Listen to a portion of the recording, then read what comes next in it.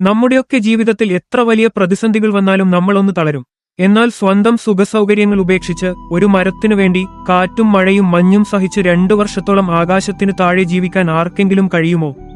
1997 കാലിഫോർണിയയിലെ റെഡ്വുഡ് വനങ്ങളിൽ നടന്നത് ലോകത്തെ ഞെട്ടിച്ച ഒരു അത്ഭുതമായിരുന്നു.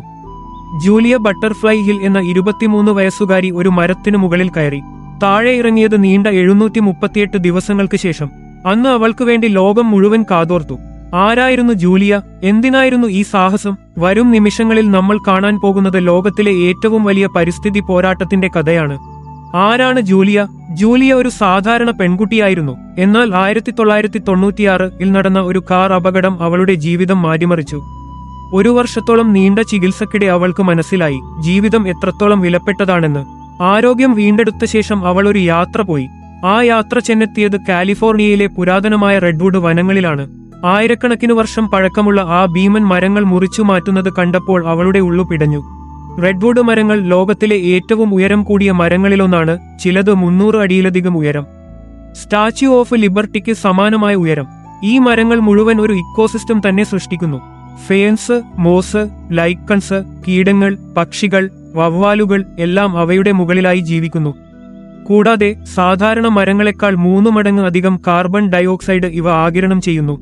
മണ്ണിനടിയിൽ പോലും ഇവ അത്ഭുതങ്ങളാണ്. ആഴത്തിൽ പോകാതെ വശങ്ങളിലേക്ക് പടർന്നു വളരുന്ന വേരുകൾ പരസ്പരം ബന്ധിപ്പിച്ച് മരങ്ങളെ ശക്തമാക്കുന്നു. മണ്ണൊലിപ്പ് തടയുകയും വെള്ളപ്പൊക്കം കുറയ്ക്കുകയും ചെയ്യുന്നു.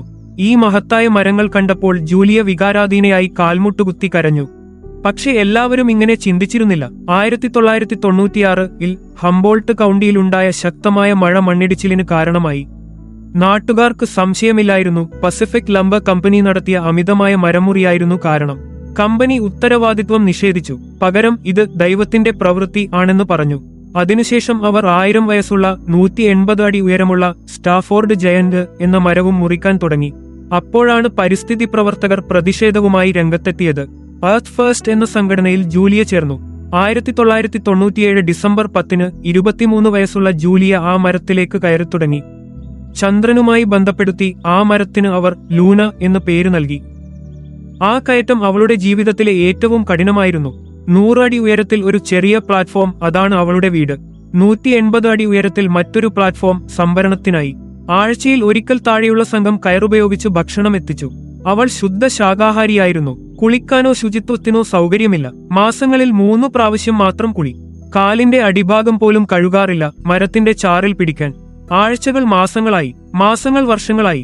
ജൂലിയ മരത്തിൽ തന്നെ തുടരുകയായിരുന്നു. അവൾ ഒരു മാധ്യമതാരമായി. റേഡിയോ അഭിമുഖങ്ങൾ, ആരാധകരുടെ കത്തുകൾ, പ്രശസ്തരുടെ സന്ദർശനം. പക്ഷേ ഭീഷണികളും വർദ്ധിച്ചു. ജൂലിയയെ താഴെ ഇറക്കാൻ കമ്പനി പല ക്രൂരതകളും കാട്ടി. ഹെലികോപ്റ്ററുകൾ മരത്തിന് തൊട്ടടുത്ത് പറത്തിച്ച് ശക്തമായ കാറ്റുണ്ടാക്കി അവളെ വീഴ്ത്താൻ നോക്കി. വലിയ സെർച്ച് ലൈറ്റുകൾ രാത്രി മുഴുവൻ അവളുടെ കണ്ണുകളിലേക്ക് അടിച്ചുകൊണ്ടിരുന്നു. താഴെ നിന്ന് ആരും ഭക്ഷണം എത്തിക്കാതിരിക്കാൻ കാവൽ ഏർപ്പെടുത്തി. ദിവസങ്ങളോളം അവൾ പട്ടിണി കിടന്നു. ഏകാന്തത അവളെ വല്ലാതെ വേട്ടയാടി. എന്നാൽ മരത്തിൽ മുറുകെ പിടിച്ച് അവൾ പറഞ്ഞു, നീ സുരക്ഷിതയാകുന്നതുവരെ ഞാൻ നിന്നെ വിട്ടുപോകില്ല. ലൂണയുമായി ജൂലിയ ഒരു ആത്മബന്ധം സ്ഥാപിച്ചെടുത്തു. കാറ്റടിക്കുമ്പോൾ മരം ആടുന്നതുപോലെ അവളുടെ മനസ്സിനെയും അവൾ പാകപ്പെടുത്തി.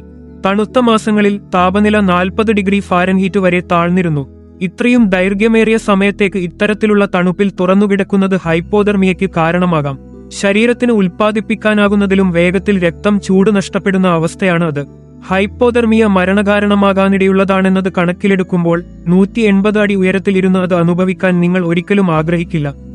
ഭാഗ്യവശാൽ ഒരു സ്ലീപ്പിംഗ് ബാഗിനുള്ളിൽ ശരീരം കെട്ടിപ്പിടിച്ചു പൊതിഞ്ഞ് ശ്വാസമെടുക്കാൻ ചെറിയൊരു തുറവു മാത്രം അവശേഷിപ്പിച്ചതിലൂടെ ആ മഞ്ഞുകാറ്റ് നിറഞ്ഞ അവസ്ഥകൾ ജൂലിയ അതിജീവിച്ചു. എന്നാൽ അതിനേക്കാൾ ഭീകരമായ അനുഭവങ്ങളും അവളെ കാത്തിരുന്നു. അവൾ കടുത്ത ഇടിമിന്നൽ മഴകളെയും നേരിടേണ്ടി വന്നു. പ്രത്യേകിച്ച് എൽ നിനോ എന്നു പേരുള്ള ഒരു കൊടുങ്കാറ്റ് മണിക്കൂറിൽ 90 മൈൽ വേഗതയിലുള്ള കാറ്റുകളുമായി ഏകദേശം 16 മണിക്കൂർ തുടർച്ചയായി കാടിലൂടെ ആഞ്ഞടിച്ചു. ജൂലിയ തന്നെ പറഞ്ഞത് ഇങ്ങനെയാണ്, നിങ്ങൾ ഒരു കുതിച്ചോടുന്ന ബ്രോങ്കോ കുതിരപ്പുറത്താണെന്ന് സങ്കല്പിക്കുക. ആ ബ്രോങ്കോയെ കടലിലുള്ള ഒരു കപ്പലിന്റെ മുകളിൽ വയ്ക്കൂ, നടുവിൽ ഒരു കൊടുങ്കാറ്റിനിടെ. പിന്നെ അതെല്ലാം 180 അടി ഉയരത്തിലേക്ക് ഉയർത്തിക്കാണൂ. ഭീകരമല്ലേ? ജീവൻ അപകടത്തിലാണെന്ന് തോന്നിയ ജൂലിയ ലൂനയുടെ തടി മുറുകെ പിടിച്ച് പ്രാർത്ഥിക്കാൻ തുടങ്ങി. അവൾ ബോധം കെട്ടു വീണു. എങ്കിലും അത്ഭുതകരമായി പിന്നീട് അവൾ ഉണർന്നു. ഇപ്പോഴും ആ റെഡ്വുഡ് മരത്തെ കെട്ടിപ്പിടിച്ചു തന്നെ. അവൾ ആ കൊടുങ്കാറ്റിനെ അതിജീവിച്ചു. വ്യക്തമായി പറയാം, ജൂലിയയെയും ലൂനയുമായുള്ള ബന്ധത്തെയും ഒന്നിനും തകർക്കാനായില്ല. ആദ്യഘട്ടത്തിൽ പൽകോ ഹിലുമായി ചർച്ചയ്ക്ക് തയ്യാറായില്ല. അവരുടെ സിഇഒ ജോൺ കാംബെൽ പറഞ്ഞത് ഇങ്ങനെയായിരുന്നു: അവൾ നിയമം ലംഘിക്കുകയായിരുന്നു. അവൾ അനധികൃതമായി പ്രവേശിച്ചിരുന്നു. നിയമം ലംഘിക്കുന്നവരുമായി ചർച്ച നടത്താറില്ല. എന്നാൽ മാസങ്ങൾ വർഷങ്ങളായി മാറിയതോടെ ഭീഷണിപ്പെടുത്തുന്ന ഹെലികോപ്റ്ററുകളിൽ നിന്ന് ആഞ്ഞടിക്കുന്ന കൊടുങ്കാറ്റുകൾ വരെ ഒന്നും ഹിലിനെ പിന്തിരിപ്പിക്കാനാകാതെ വന്നപ്പോൾ പാൽകോ ഒടുവിൽ പരാജയം സമ്മതിച്ചു. 1999 അവസാനത്തോടെ ഒരു ധാരണയിലെത്തി. സ്റ്റാഫോർഡ് ജയന്റ് എന്ന മരത്തെയും അതിനെ ചുറ്റിയ 200 അടി പരിധിയിലുള്ള മറ്റ് എല്ലാ മരങ്ങളെയും സംരക്ഷിക്കാൻ പാൽകോ സമ്മതിച്ചു. അതിനു പകരമായി ഹിൽ തന്റെ ഉയർന്നിരിക്കുന്ന വീടിൽ നിന്ന് താഴേക്ക് ഇറങ്ങണം. എന്നാൽ കരാറിന്റെ ഭാഗമായി ഹിലും അവളുടെ പിന്തുണക്കാരും ആ പ്രദേശത്തെ നഷ്ടപ്പെട്ട മരമുറി വരുമാനത്തിനു പകരമായി പാൽകോയ്ക്ക് $50,000 നൽകാനും സമ്മതിച്ചു. ഭാഗ്യവശാൽ ആ വലിയ തുക വനം പഠനങ്ങൾക്കായി ഹംബോൾട്ട് സ്റ്റേറ്റ് യൂണിവേഴ്സിറ്റിക്ക് സംഭാവന ചെയ്യുന്നതാണ് ഉചിതമെന്ന് കമ്പനി തീരുമാനിച്ചു. കരാർ നിലവിൽ വന്നതോടെ ജൂലിയയ്ക്ക് ഒടുവിൽ ലൂനയെ വിടാൻ കഴിഞ്ഞു.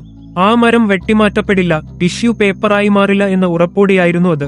1999 ഡിസംബർ 18 ജൂലിയ റെഡ്വുഡ് മരത്തിൽ കയറിയതിന് 738 ദിവസങ്ങൾക്ക് ശേഷം അവൾ ഒടുവിൽ വീണ്ടും താഴേക്ക് ഇറങ്ങി. ദൈവത്തിന് നന്ദി. അതായത് അവൾ ആ മരത്തിൽ ഇനിയും കുറച്ചുകാലം കഴിഞ്ഞിരുന്നെങ്കിൽ എന്തായേനെ? ഒരുപക്ഷെ അവൾ പകുതി സ്ത്രീ പകുതി മരത്തടി ആയേനെ. 24 മാസത്തിലധികം ഒരു റെഡ്വുഡ് മരത്തിന്റെ മുകളിൽ കുടുങ്ങിക്കിടക്കുന്നത് നിങ്ങൾക്ക് സങ്കല്പിക്കാനാകുമോ? എനിക്ക് തോന്നുന്നില്ല 24 മിനിറ്റ് പോലും ഞാൻ പിടിച്ചു നിൽക്കുമെന്നു. അതിനു മുമ്പേ ഞാൻ അമ്മയെ വിളിച്ചു കരയും. അതിശയകരമല്ല, ജൂലിയ ഒടുവിൽ താഴെ കാലുകുത്തിയപ്പോൾ അവൾ ചെളിയിൽ വീണു തകർന്നു. ശേഷം വിളിച്ചു പറഞ്ഞു, നമ്മൾ വിജയിച്ചു. ഇല്ല ജൂലിയ, നീ തന്നെയാണ് വിജയിച്ചത്. പാൽകോയോട് ജയിച്ചിട്ടും ജൂലിയയുടെ പ്രവർത്തനം അവിടെ അവസാനിച്ചില്ല.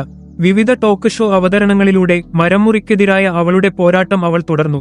അതിനു പുറമെ ആ അത്ഭുതകരമായ ട്രീ സിറ്റർ ഒരു എഴുത്തുകാരിയും പ്രചോദന പ്രഭാഷകയും സർക്കിൾ ഓഫ് ലൈഫ് ഫൗണ്ടേഷൻ എന്ന സംഘടനയുടെ സഹസ്ഥാപകയുമായി. ഈ പ്ലാറ്റ്ഫോം പ്രഭാഷണ പര്യടനങ്ങൾ, പരിസ്ഥിതി സൗഹൃദ പരിപാടികൾ, ക്ലാസ് റൂം സന്ദർശനങ്ങൾ, വർക്ക്ഷോപ്പുകൾ എന്നിവ സംഘടിപ്പിക്കുന്നു. എന്നാൽ അവളുടെ നല്ല പ്രവർത്തനങ്ങൾക്കിടയിലും എല്ലാവരും ജൂലിയയുടെ പരിസ്ഥിതി ബോധമുള്ള ലക്ഷ്യത്തെ പിന്തുണച്ചില്ല. ദുഃഖകരമായി 2000 നവംബറിൽ അവൾ ട്രീ സിറ്റ് പൂർത്തിയാക്കിയതിന് 1 വർഷം പോലും തികയുന്നതിനു മുൻപ് ലൂനയെ 2 വെട്ടിമാറ്റാൻ ശ്രമിച്ചു. ചെയിൻസോ ഉപയോഗിച്ച് ആയുധധാരികളായ നശീകരകർ മരത്തിന്റെ അടിഭാഗത്ത് 32 ഇഞ്ച് ആഴത്തിലുള്ള ഒരു മുറിവ് ഉണ്ടാക്കി. തണ്ടിന്റെ ചുറ്റളവിന്റെ പകുതിയിലും കുറവായിരുന്നു അത്. ഭാഗ്യവശാൽ ഔഷധ സസ്യങ്ങളിൽ നിന്നുള്ള ചികിത്സ നൽകിയതും സ്റ്റീൽ കേബിളുകൾ ഉപയോഗിച്ച് മരം ഉറപ്പിച്ചതുമൂലം പഴയ ലൂന പൂർണ്ണമായി സുഖം പ്രാപിച്ചു. ഇതൊക്കെയായി ഹിലിന്റെ വീരതകൾക്കിപ്പുറവും അവളുടെ പോരാട്ടം അവസാനിച്ചിട്ടില്ലെന്ന് അത് തെളിയിച്ചു. 2002 ജൂലിയയും മറ്റു ചില കാലാവസ്ഥ പ്രവർത്തകരും ചേർന്ന് ഇക്വഡോറിലെ ക്വിറ്റോയിൽ ഓക്സിഡന്റൽ പെട്രോളിയത്തിന്റെ ഓഫീസുകൾക്ക് പുറത്തു പ്രതിഷേധ ക്യാമ്പ് നടത്തി. ഈവണ മരമുറിക്കെതിരെയല്ല, അപൂർവ പക്ഷികൾ നിറഞ്ഞ ഒരു ഇക്വഡോർ കാടിലൂടെ കടന്നുപോയ എണ്ണ പൈപ്പ്ലൈൻ പദ്ധതിക്കെതിരെയായിരുന്നു പ്രതിഷേധം. ദുരഭാഗ്യവശാൽ ഈ പ്രതിഷേധം കേൾക്കപ്പെടാതെ പോയി. ജൂലിയയെ ഇക്വഡോർ അധികാരികൾ തടഞ്ഞുവെച്ച ശേഷം അമേരിക്കയിലേക്ക് നാടുകടത്തി. അതിൽ തൃപ്തിപ്പെടാതെ 2006 ജൂലിയ വീണ്ടും പ്രതിഷേധ രംഗത്തിറങ്ങി. ഇത്തവണ ലോസ് ആഞ്ചലസിലെ സൗത്ത് സെൻട്രൽ ഫാം സംരക്ഷിക്കാൻ. 14 ഏക്കർ വിസ്തീർണമുള്ള ഈ കൃഷിയിടം അമേരിക്കയിലെ ഏറ്റവും വലിയ നഗര കൃഷിയിടങ്ങളിലൊന്നായിരുന്നു. ഏകദേശം 350 കുടുംബങ്ങൾക്ക് ഭക്ഷണവും സമൂഹ ഇടവും അത് നൽകിയിരുന്നു. എന്നാൽ പ്രാദേശിക സമൂഹത്തിന് അത്രയും പ്രധാനപ്പെട്ടിരുന്നിട്ടും 2004 ഫാം വിറ്റഴിക്കപ്പെട്ടു. 2006 കർഷകർ ഒഴിപ്പിക്കപ്പെട്ടു. അവസാന ശ്രമമായി ഹിൽ ഉൾപ്പെടെയുള്ള പ്രതിഷേധക്കാർ 3 ആഴ്ച നീണ്ട ഒരു ട്രീ സിറ്റിൽ പങ്കെടുത്തു. അവളുടെ അനുഭവം കണക്കിലെടുത്താൽ അതൊരു പാർക്കിലൂടെ നടക്കുന്നതുപോലെയായിരിക്കണം. എന്നിട്ടും പരിസ്ഥിതി പ്രവർത്തകരുടെ പരിശ്രമങ്ങൾക്കിടയിലും സൗത്ത് സെൻട്രൽ ഫാം വിക്ടറിക്കിൽ നടന്നു. അതിനുശേഷം ജൂലിയ പൊതുജന ശ്രദ്ധയിൽ നിന്ന് ഏറെ അകന്നുനിന്നു. എന്നാൽ ഇന്നും അവളുടെ പൈതൃകം അത്രയേറെ ശക്തമായി നിലനിൽക്കുന്നു. അവളെക്കുറിച്ച് നിരവധി ഡോക്യുമെന്ററികളും അഭിമുഖങ്ങളും പുറത്തിറങ്ങി. 2000 പുറത്തിറങ്ങിയ അവളുടെ ആത്മകഥയായ ദ ലെഗസി ഓഫ് എഐയും അതിലൊന്നാണ്. അതിനു പുറമെ Red Hot Chili Peppers, Neil Young തുടങ്ങിയവരുടെ ഗാനങ്ങളിൽ അവൾ പരാമർശിക്കപ്പെട്ടു. ദ സിംപ്സൺസ് എന്ന പരമ്പരയിലെ ലിസ ദ ട്രീ ഹഗർ എന്ന എപ്പിസോഡിനും അവൾ പ്രചോദനമായി. എന്നാൽ ഏറ്റവും പ്രധാനമായി ജൂലിയയുടെ അർപ്പിതമായ സമർപ്പണം ഒരു മുഴുവൻ തലമുറ പരിസ്ഥിതി പ്രവർത്തകരെ പ്രചോദിപ്പിച്ചു. പല അർത്ഥങ്ങളിലും അവർ അവളെ ഉയർത്തിനോക്കുന്നു. നമ്മൾ വിചാരിച്ചാൽ ഒരു മാറ്റവും ഉണ്ടാകില്ല എന്ന് കരുതുന്നവർക്ക് ജൂലിയ വലിയൊരു പാഠമാണ്. ഒരു ചെറിയ പെൺകുട്ടിക്ക് ഒരു വലിയ വനത്തെ രക്ഷിക്കാൻ കഴിയുമെങ്കിൽ നമുക്കും നമ്മുടെ ചുറ്റുമുള്ള പ്രകൃതിയെ സ്നേഹിക്കാൻ കഴിയും. ജൂലിയയുടെ ഈ പോരാട്ടം നിങ്ങൾക്ക് ഇഷ്ടപ്പെട്ടുവെങ്കിൽ വീഡിയോ ഷെയർ ചെയ്യുക. നിങ്ങളുടെ അഭിപ്രായങ്ങൾ കമന്റായി രേഖപ്പെടുത്തുക.